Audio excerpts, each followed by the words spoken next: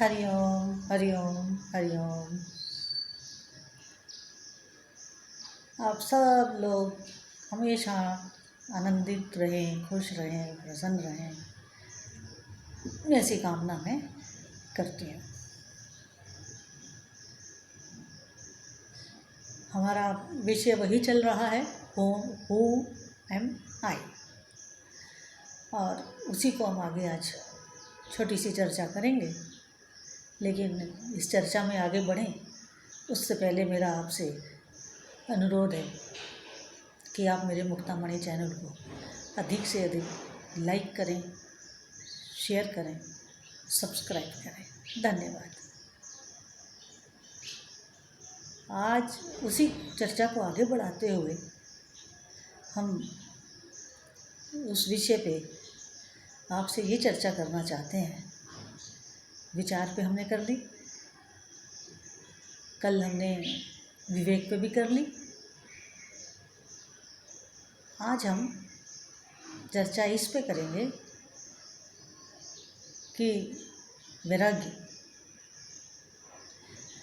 अब एक इंसान इस रास्ते पे चल पड़ा अध्यात्म के, और सोचा कि चलो अब हम पहाड़ पे चलते हैं। वो शांत माहौल में पहुंच गए पहाड़ पे। संत महात्मा लोग वैसे भी हाइट्स को ही पसंद करते हैं, क्योंकि वहाँ एक तो एकांत होता है, दूसरा वहाँ पे जो दिव्य शक्तियाँ हैं वो जागृत ज़्यादा होती हैं।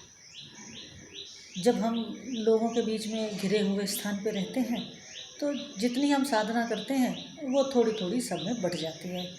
तो जो साधना का, जो अपने अध्यात्म का, अपने तप बल का लाभ मिलना चाहिए उतना लाभ मिल नहीं पाता है। तो इसीलिए जो संत महात्मा लोग हैं वो एकांत ढूंढते हैं कि हमें एकांत मिले तो हम एकांत में जा कर के साधना करें। और ये बात सच भी है। जब हम प्रकृति के साथ जुड़कर रहते हैं तो निश्चित रूप से मन शांत रहता है, क्योंकि प्रकृति में शांति है, प्रकृति में आनंद है, प्रकृति में अपनी एक सौम्यता है, अपनी एक परम शांति उसमें होती है। नेचर के साथ तो ऐसा ही है। तो जब हम कुछ दिन इस ऐसे माहौल में रहते हैं और बड़े आनंदित रहते हैं, साधना भी बड़ी अच्छी चलती है और मन भी बहुत लगता है, कोई अन्य विचार भी मन में नहीं आता है, तो बहुत शांति, बहुत सुकून देने वाला माहौल रहता है। लेकिन जब वापस हाइट से वापस आएंगे अपने उस जीवन में जिससे हम गए थे, फिर वही समस्याएं, वही वरिश, वही तेरा मेरा, वही मोह, ममता, माया, क्रोध, वही सब। तो इसको हम क्या कहेंगे?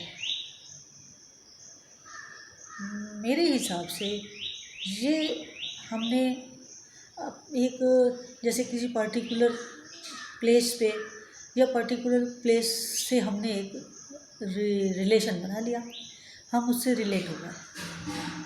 अब रिलेट होने से हम वहाँ जाते हैं तो हमें शांति मिलती है और बहुत आनंद आता है। सभी के साथ ऐसा होता है। और दूसरा ये भी है कि जब हम वैसे भी अपने जीवन में अगर आप देखें, आम तौर पे सब लोगों को अगर आप देखें तो आपको लोग अक्सर ये कहते मिल जाएंगे कि फलां के साथ तो हमें बहुत अच्छा लगता है, उसके साथ नहीं हमें अच्छा लगता ज़्यादा देर बैठना। इसका मतलब ये हुआ कि जो हमें अच्छा लग रहा है उसके साथ हमने एक रिलेशन बनाया है, रिलेट है हम उसके साथ, हमारा उससे उर मिला हुआ है। उर कहते हैं हृदय को उर मिला हुआ है, मतलब हमारा मन मिला हुआ है। और जिसके साथ हमको बैठना अच्छा नहीं लगता उसके साथ हम कहते हैं कि अरे इससे तो हमारा मन नहीं मिलता, इससे हमारे विचार नहीं मिलते, इनके साथ हम ज़्यादा देर तक नहीं वो कर सकते। इसी तरह हर मनुष्य का किसी स्थान के साथ लगाव होता है, किसी प्लेस के साथ लगाव होता है, वहाँ जाकर उसे बड़ा अच्छा महसूस होता है। तो ये क्या हुआ, ये हुआ थोड़े देर का, हमने अपना वो छोड़ा, हम एक एकांत स्थान पे गए और वहाँ बैठे। तो ये तो क्षणभंगुर वैराग्य हुआ, क्षणभंगुर वो सब हुआ। तो इसको अध्यात्म से या रिलेट नहीं कर सकते। और फिर आप ढूंढेंगे कैसे कि मैं कौन हूँ, मैं कहाँ हूँ, मैं क्यों हूँ। अब इन प्रश्नों का उत्तर इसमें नहीं मिलता। जब आप एकांत में होते हैं तो आपको बड़ा अच्छा लगता है, तो आप कहते हैं अरे मैं तो बहुत खुश हूँ, मैं तो बहुत बढ़िया हूँ। खुश भी इसलिए कि आपको अपने मन मुताबिक मिला हुआ। जहाँ मन के विरुद्ध हुआ तो वहाँ आप प्रसन्न रहेंगे, नहीं रहेंगे। लेकिन जब ये पसंद नापसंद, प्रिय अप्रिय, ये जब ना हो, उसमें जो मैं है वही है मैं। इन सब चीज़ों को परे रखकर, इन सब चीज़ों को अपने से अलग रख के जब हम अपने को खोजने का प्रयास करते हैं, तो हमारे शास्त्रों में एक आता है नेति नेति नेति, कि ये भी नहीं, ये भी नहीं, ये भी नहीं, ये भी नहीं, ये भी नहीं। अब मैं मोटे मोटे तौर से आपसे कहूँ कि कोई आपके इस हाथ को देखे और कहे कि ये है, तो आप कहेंगे नहीं नहीं ये मैं नहीं हूँ, ये तो मेरा हाथ है। कहेगा अच्छा अच्छा अच्छा ये है तुम, और नहीं नहीं ये तो मेरा सिर है। कहेगा नहीं अच्छा ये नहीं ये तो मेरा फेस है, और ये तो मेरी आँखें हैं। तो फिर आप कहाँ हो? ये हाथ है, ये मैं नहीं हूँ। ये आँख है, ये मैं नहीं हूँ। ये नाक है, ये मैं नहीं हूँ। ये मेरा सिर है, ये मैं नहीं हूँ। ये मेरे पैर है, वो भी मैं नहीं हूँ, तो पैर है मेरा। तो मैं कहाँ हूँ? मैं कौन हूँ और मैं क्यों हूँ? ये बात आनी भी चाहिए और होनी भी चाहिए, और इस पर चर्चा भी होनी चाहिए। देखिए, जब कुछ नहीं बचता तो उस कुछ नहीं बचने में जो बचता है वो मैं है। जो बोल रहा है, जो चेतनता बोल रही है और जो चेतनता सुन रही है, वो मैं है। उस मैं की बात हम कर रहे हैं। आप लोग भी सुन रहे हैं, मैं बोल रही हूँ, आप सुन रहे हैं।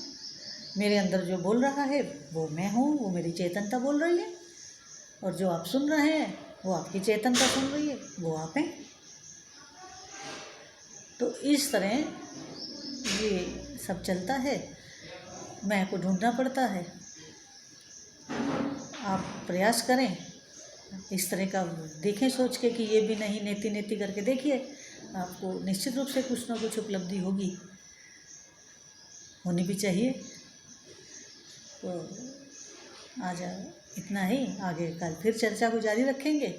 फिर एक इसी में आगे कुछ विषय जोड़ करके आपको समझाने का प्रयास करेंगे, क्योंकि ये विषय बहुत ही गंभीर और गहन होने से बहुत सरल करके मैं समझाने का प्रयास कर रही हूँ, जिससे आप लोगों को समझने में दिक्कत ना आए। हरिओम। आप लोग अपने घरों में रहें, सुरक्षित रहें, अपने को बीमारी से बचा कर रहें। धन्यवाद। हर चीज़ का ध्यान रखें। धन्यवाद।